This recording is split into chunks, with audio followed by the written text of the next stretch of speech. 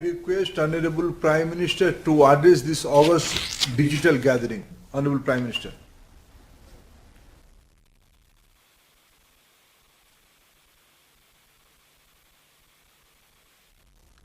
नमस्कार।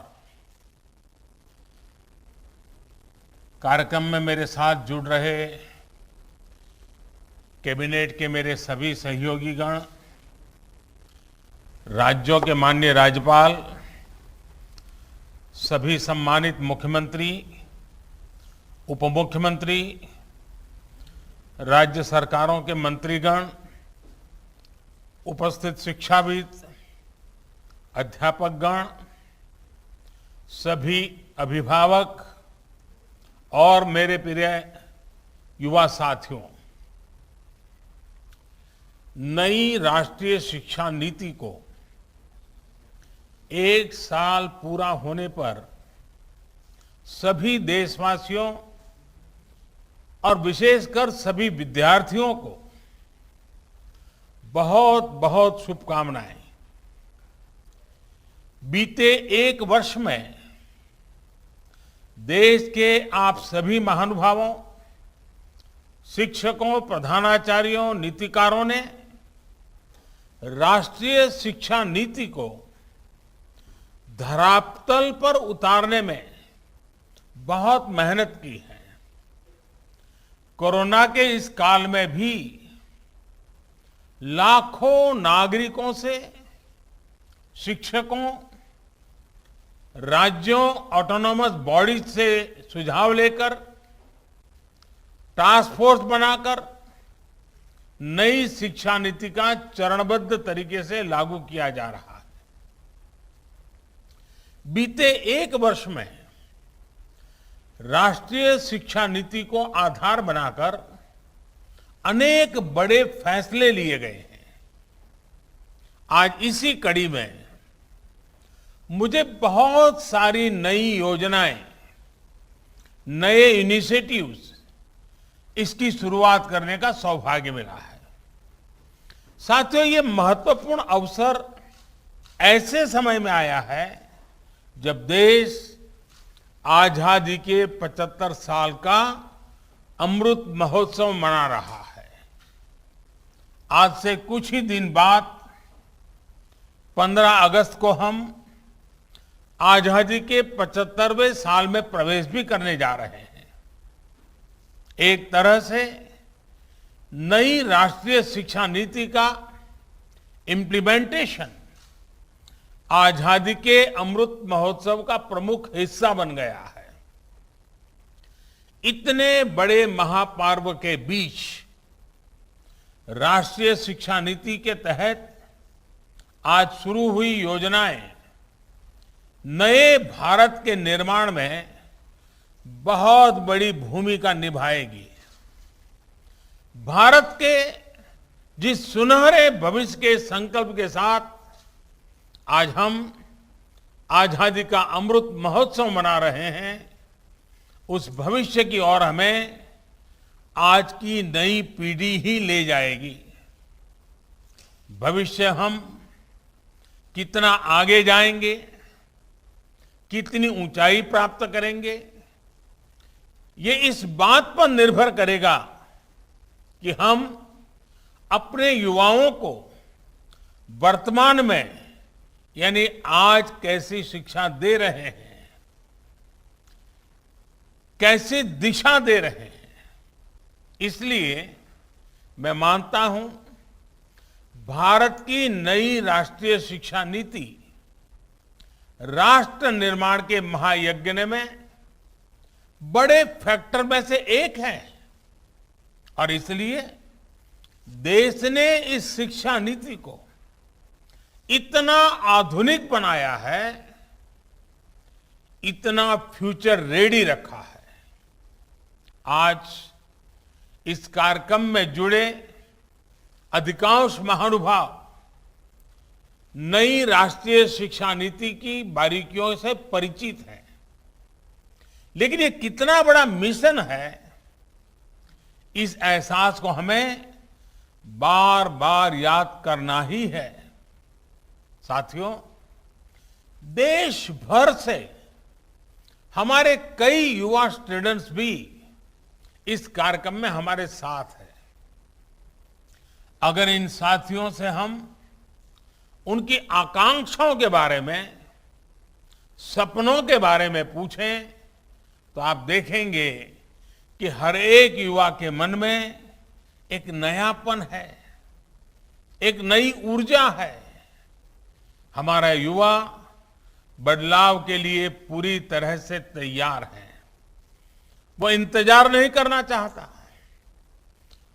हम सब ने देखा है कोरोना काल में कैसे हमारी शिक्षा व्यवस्था के सामने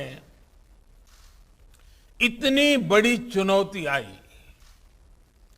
स्टूडेंट्स की पढ़ाई का जीवन का ढंग बदल गया, लेकिन देश के विद्यार्थियों ने तेजी से इस बदलाव को एडॉप्ट किया। ऑनलाइन एजुकेशन अब एक सहज चलन बनती जा रही है। शिक्षा मंत्रालय ने भी इसके लिए अनेक प्रयास किए हैं। मंत्रालय ने दीक्षा प्लेटफॉर्म शुरू किया, स्वयं पोर्टल पर पाठ्यक्रम शुरू किए। आज हमारे स्टूडेंट्स पूरे जोश से इनका हिस्सा बन गए। दीक्षा पोर्टल पर मुझे बताया गया कि पिछले एक साल में 2300 करोड़ से ज्यादा हिट होना ये बताता है कि ये कितना उपयोगी प्रयास रहा है। आज भी इसमें हर दिन करीब 5 करोड़ हिट हो रहे हैं। साथियों, 21वीं सदी का आज का युवा अपनी व्यवस्थाएं, अपनी दुनिया खुद अपने हिसाब से बनाना चाहता है। इसलिए उसे एक्सपोजर चाहिए, उसे पुराने बंधनों, पिंजरों से मुक्ति चाहिए। आप देखिए, आज छोटे छोटे गांवों से, कस्बों से निकलने वाले युवा कैसे कैसे कमाल कर रहे हैं। इन्हीं दूर दराज इलाकों और सामान्य परिवारों से आने वाले युवा आज टोक्यो ओलंपिक्स में देश का झंडा बुलंद कर रहे हैं, भारत को नई पहचान दे रहे हैं। ऐसे ही करोड़ों युवा आज अलग अलग क्षेत्रों में असाधारण काम कर रहे हैं, असाधारण लक्ष्यों की नींव रख रहे हैं। कोई कला और संस्कृति के क्षेत्र में पुरातन और आधुनिक के फ्यूजन से नई विधाओं को जन्म दे रहा है। कोई रोबोटिक्स के क्षेत्र में कभी साईफाई मानी जाने वाली कल्पनाओं को हकीकत में बदल रहा है। कोई आर्टिफिशियल इंटेलिजेंस के क्षेत्र में मानवीय क्षमताओं को नई ऊंचाई दे रहा है, तो कोई मशीन लर्निंग में नए माइलस्टोन्स की तैयारी कर रहा है। यानी हर क्षेत्र में भारत के युवा अपना परचम लहराने के लिए आगे बढ़ रहे हैं। यही युवा भारत के स्टार्टअप इकोसिस्टम को रिवॉल्यूशनलाइज कर रहे हैं। इंडस्ट्री 4.0 में भारत के नेतृत्व को तैयार कर रहे हैं और डिजिटल इंडिया को नई गति दे रहे हैं। आप कल्पना करिए, इस युवा पीढ़ी को जब इनके सपनों के अनुरूप वातावरण मिलेगा तो इतनी शक्ति कितनी ज्यादा बढ़ जाएगी। और इसलिए नई राष्ट्रीय शिक्षा नीति युवाओं को ये विश्वास दिलाती है कि देश अब पूरी तरह से उनके साथ है, उनके हौसलों के साथ है। जिस आर्टिफिशियल इंटेलिजेंस के प्रोग्राम को अभी लॉन्च किया गया है, वो भी हमारे युवाओं को फ्यूचर ओरिएंटेड बनाएगा, एआई ड्रिवन इकोनॉमी के रास्ते खोलेगा। शिक्षा में ये डिजिटल रिवॉल्यूशन पूरे देश में एक साथ आए, गांव शहर सब समान रूप से डिजिटल लर्निंग से जुड़े, इसका भी ख्याल रखा गया है।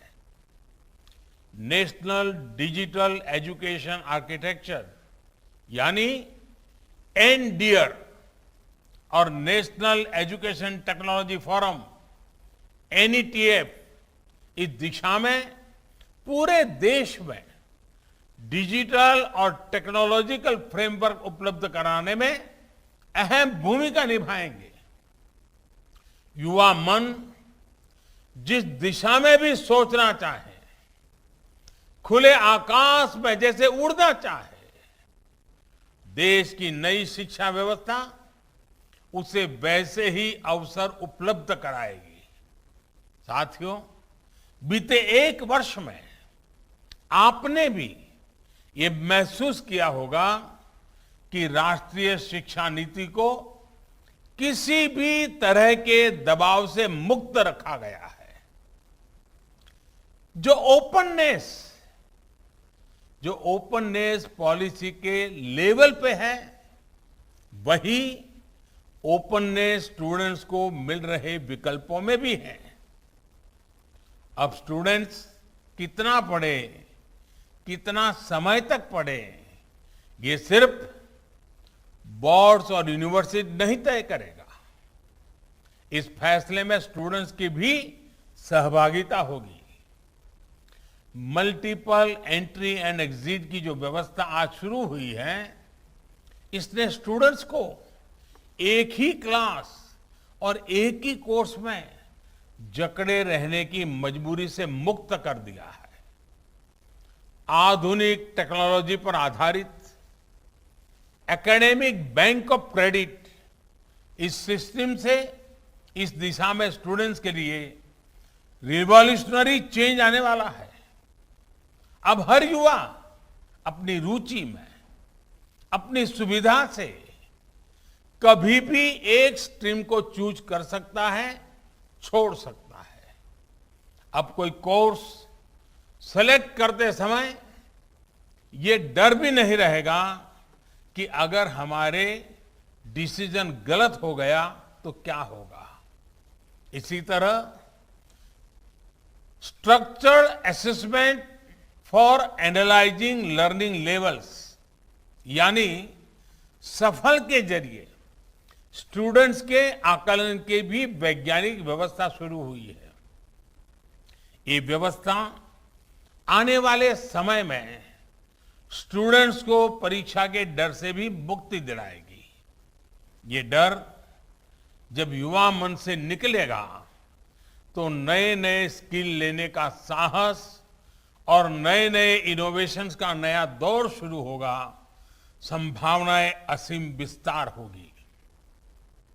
इसलिए मैं फिर कहूंगा कि आज नई राष्ट्रीय शिक्षा नीति के तहत जो ये नए कार्यक्रम शुरू हैं, उनमें भारत का भाग्य बदलने का सामर्थ्य है। साथियों, हमने आपने दशकों से ये माहौल देखा है। जब समझा जाता था कि अच्छी पढ़ाई करने के लिए विदेशी जाना होगा, लेकिन अच्छी पढ़ाई के लिए विदेशों से स्टूडेंट्स भारत आए, बेस्ट इंस्टीट्यूशंस भारत आए, ये अब हम देखने जा रहे हैं। ये जानकारी बहुत उत्साह बढ़ाने वाली है कि देश की 150 से ज्यादा यूनिवर्सिटीज में ऑफिस ऑफ इंटरनेशनल अफेयर्स स्थापित किए जा चुके हैं।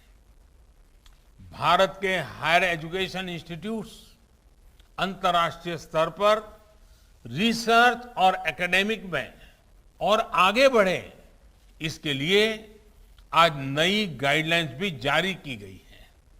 साथियों, आज बन रही संभावनाओं को साकार करने के लिए हमारे युवाओं को दुनिया से एक कदम आगे होना पड़ेगा, एक कदम आगे का सोचना ही पड़ेगा। हेल्थ हो, डिफेंस हो, इंफ्रास्ट्रक्चर हो, टेक्नोलॉजी हो, देश को हर दिशा में समर्थ और आत्मनिर्भर होना होगा। आत्मनिर्भर भारत का ये रास्ता स्किल डेवलपमेंट और टेक्नोलॉजी से होकर जाता है, जिस पर एनईपी में विशेष ध्यान दिया गया है।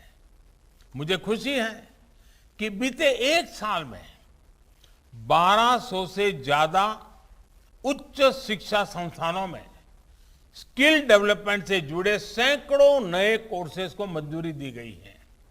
साथियों, शिक्षा के विषय में पूज्य बापू महात्मा गांधी कहा करते थे, राष्ट्रीय शिक्षा को सच्चे अर्थों में राष्ट्रीय होने के लिए राष्ट्रीय परिस्थितियों को रिफ्लेक्ट करना चाहिए।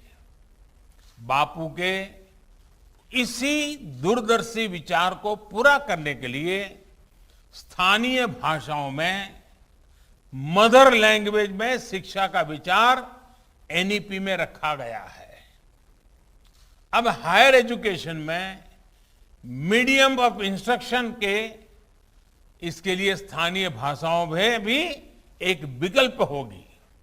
मुझे खुशी है कि 8 राज्यों के 14 इंजीनियरिंग कॉलेज 5 भारतीय भाषाएं हिंदी, तमिल, तेलुगु, मराठी और बांग्ला में इंजीनियरिंग की पढ़ाई शुरू करने जा रहे हैं।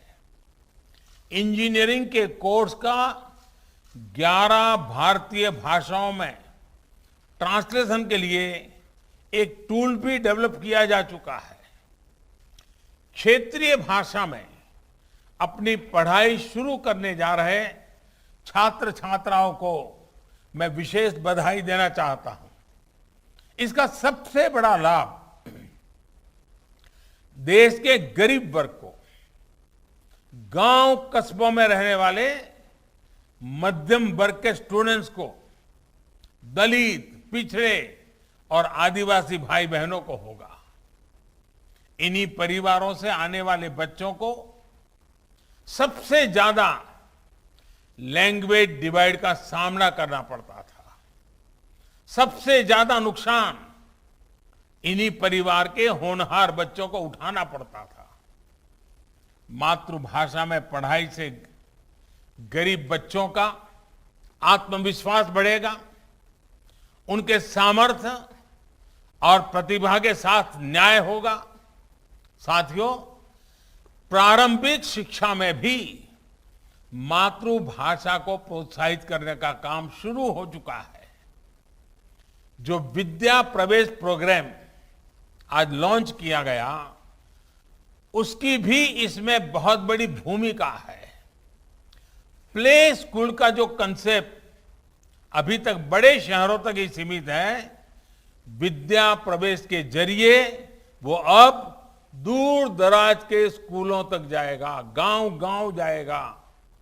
ये प्रोग्राम आने वाले समय में यूनिवर्सल प्रोग्राम के तौर पर लागू होगा और राज्य भी अपनी अपनी जरूरत के हिसाब से इसे लागू करेंगे। यानी देश के किसी भी हिस्से में बच्चा अमीर का हो या गरीब का हो, उसकी पढ़ाई खेलते और हंसते हुए ही होगी, आसानी से होगी। इस दिशा का ये प्रयास है और जब शुरुआत मुस्कान के साथ होगी तो आगे सफलता का मार्ग भी आसानी से ही पूरा होगा। साथियों, आज एक और काम हुआ है जो मेरे हृदय के बहुत करीब है, बहुत संवेदनशील है।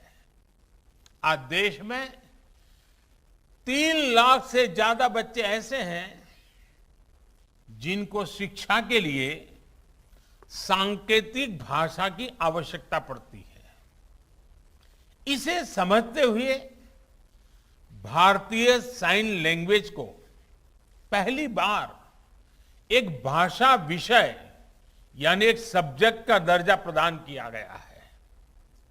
अब छात्र इसे एक भाषा के तौर पर भी पढ़ पाएंगे।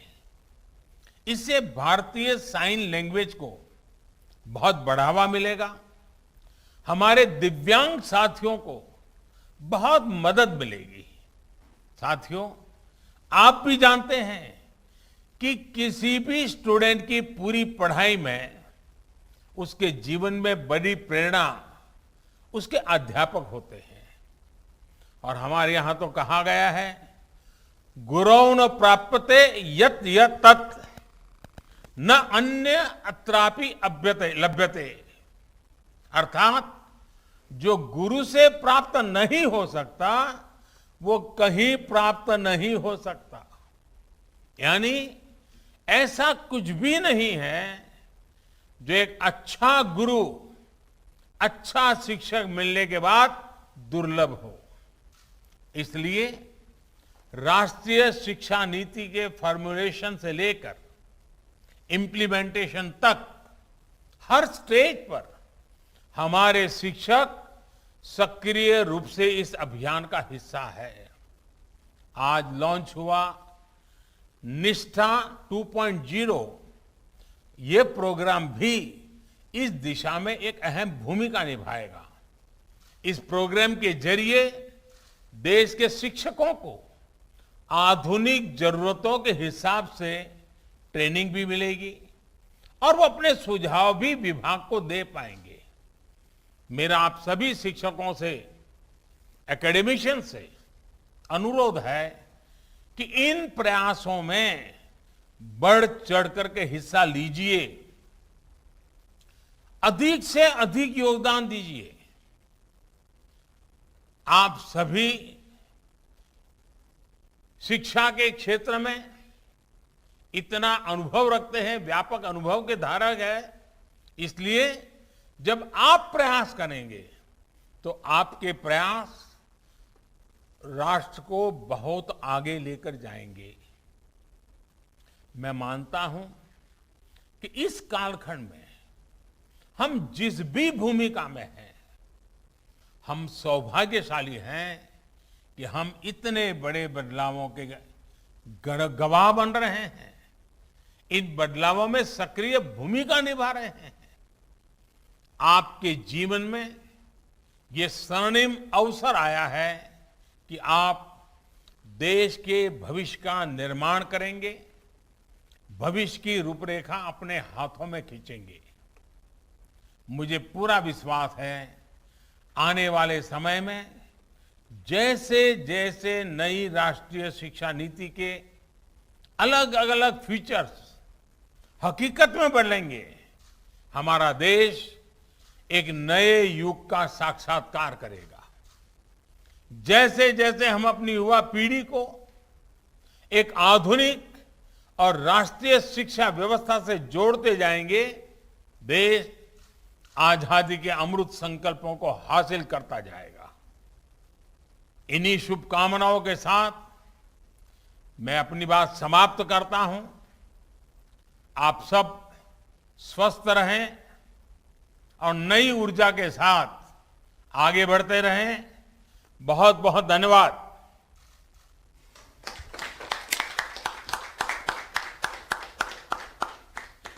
आदरणीय प्रधानमंत्री महोदय, शिक्षा मंत्रालय की ओर से माननीय शिक्षा मंत्री तथा राज्य मंत्रीगण की ओर से सभी राज्यों के माननीय राज्यपाल, उपराज्यपालगण, राज्यों के माननीय मुख्यमंत्री, उप मुख्यमंत्री, माननीय शिक्षा मंत्री तथा शिक्षाविदों, अभिभावकों, देश के युवाओं तथा शिक्षा जगत से जुड़े सभी महानुभावों की ओर से आपके मार्गदर्शन एवं उत्साहवर्धन के लिए हार्दिक आभार व्यक्त करता हूं।